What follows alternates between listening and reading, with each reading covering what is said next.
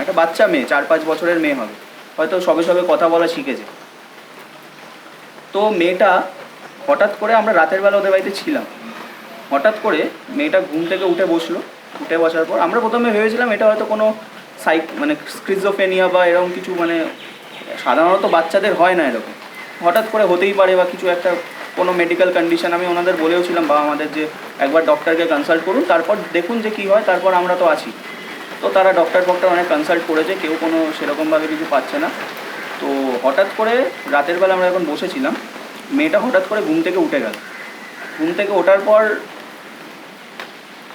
মানে বাচ্চা মেয়েদের গলা যেরকম হয় তার গলাটা একদমই সেরকম না, মানে অনেকটা ডেন্স ভয়েস ছিল।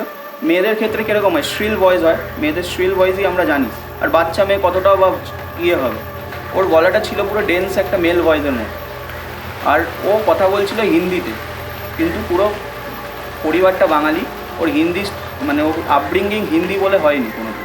তো এরকম হিন্দিতে যখন কথা বলা স্টার্ট করে তখন সেটা দেখে আমরা খুব ঘাবড়ে গেছি। মানে তখনই আমরা এটাকে করলাম যে এটা কোনোভাবেই কোনো মানে মেডিকেল কন্ডিশনের কোনো পসিবিলিটিস হতেই পারে না। তো ছোটোবেলা থেকে, আমি অনেক ছোটোবেলা থেকে একজন সাধুর কাছে ফিরে আমি কিছু তন্ত্রমন্ত্র শিখেছিলাম এই হাওয়া বাতাস ওই ভূত পেতনি ছাড়ানোর জন্য।